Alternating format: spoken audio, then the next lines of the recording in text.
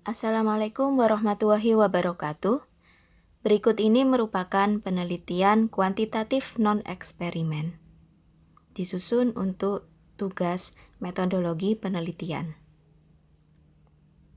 Penelitian kuantitatif adalah penelitian yang mengikuti paradigma empirisme dan menggunakan pola pikir kuantitatif yang terukur, teramati, kerangka teori dirumuskan secara spesifik, dan tujuan utamanya adalah generalisasi. Penelitian kuantitatif dibagi menjadi dua, yaitu eksperimen dan non-eksperimen. Perbedaan dari penelitian kuantitatif eksperimen dengan non-eksperimen, yang pertama, pada penelitian eksperimen terdapat manipulasi data, sedangkan non-eksperimen tidak. Yang kedua, penelitian eksperimen validitas internalnya tinggi, sedangkan non-eksperimen rendah. Yang ketiga, validitas eksternal pada penelitian eksperimen rendah, sedangkan pada penelitian non-eksperimen tinggi. Yang terakhir, intervensi pada penelitian eksperimen ada, sedangkan pada non-eksperimen tidak ada. Jadi, data pada penelitian kuantitatif non-eksperimen adalah data yang sebenarnya tanpa ada manipulasi data. Langkah-langkah penelitian kuantitatif. Yang pertama, kita merumuskan masalah, landasan teori, rumusan hipotesis, penentuan populasi dan sampel, pengembangan instrumen dan pengujian instrumen, sehingga kita bisa mengumpulkan data, menganalisis, dan membuat kesimpulan. Untuk penjelasannya, rumusan masalah berasal dari masalah penelitian, yang artinya kesenjangan antara fakta atau kenyataan, atau praktik lapangan dengan harapan, teori, kurikulum, prinsip-prinsip yang berkembang. Hipotesis adalah pernyataan sementara yang diajukan untuk memecahkan masalah atau menerangkan suatu gejala mengenai hubungan variabel sebelum dilakukannya penelitian. Yang ketiga, variabel adalah kondisi, atribut, karakteristik yang dimanipulasi atau dikontrol atau diamati. Variabel sendiri terdiri dari variabel bebas yang bisa dimanipulasi atau perlakuan yang diberikan. Ada juga variabel terikat atau kondisi yang berubah atau muncul atau tidak muncul setelah perlakuan diberikan. Kemudian variabel atribut adalah kondisi yang tidak dapat dirubah, seperti jenis kelamin.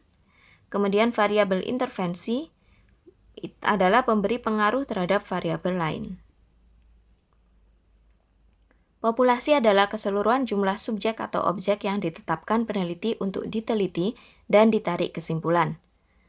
Sampel adalah perwakilan atau representatif dari populasi.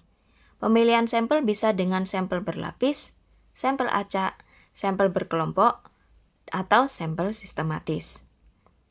Pengumpulan data adalah cara untuk mengumpulkan data penelitian, bisa dengan tes, angket, observasi atau pengamatan, maupun wawancara. Analisis data adalah cara peneliti untuk menganalisis data yang telah dikumpulkan, baik secara kuantitatif maupun kualitatif. Jenis-jenis penelitian non-eksperimen. Sebenarnya jenis-jenis penelitian non-eksperimen ada banyak, tapi yang saya sebutkan adalah yang biasanya dipakai. Yang pertama, penelitian survei. Yang kedua, penelitian korelasi, dan yang ketiga adalah penelitian kausal komparatif. Untuk penelitian survei adalah proses penelitian dengan menggunakan survei yang dikirimkan peneliti kepada responden survei. Data yang dikumpulkan dari survei kemudian dianalisis secara statistik untuk menarik kesimpulan penelitian yang bermakna. Langkah penelitian survei, yang pertama sampling, yang kedua mengumpulkan data melalui angket atau wawancara, dan yang ketiga merancang instrumen pengumpulan data. Yang kedua adalah penelitian korelasi. Penelitian korelasi adalah suatu penelitian yang melibatkan tindakan pengumpulan data guna menentukan apakah ada hubungan dan tingkat hubungan antara dua variabel atau lebih. Rancangan penelitian korelasi ada korelasi bivariat, regresi dan prediksi, regresi jamak, analisis faktor, dan analisis sistem. Untuk penjelasan lebih lengkapnya bisa dibaca pada makalah. Penelitian yang ketiga yaitu kausal komparatif adalah penelitian di mana peneliti berusaha menentukan penyebab atau alasan untuk keberadaan perbedaan dalam perilaku atau status dalam kelompok individu. Dengan kata lain, telah diamati bahwa ada kelompok yang berbeda pada beberapa variabel, dan peneliti berusaha mengidentifikasi faktor utama yang menyebabkan perbedaan tersebut. Langkah penelitian kausal komparatif yang pertama merumuskan masalah, yang kedua sampel, yang ketiga instrumen, dan yang keempat desain. Berikut merupakan contoh penelitian kuantitatif non-eksperimen dengan judul Hubungan Kemampuan Ekonomi Orang Tua terhadap Hasil Belajar Matematika Siswa. Pendekatan yang dilakukan adalah kuantitatif non-eksperimen tipe korelasi.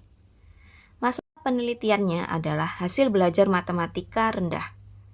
Pertanyaan penelitian, adakah hubungan kemampuan ekonomi orang tua terhadap hasil belajar siswa?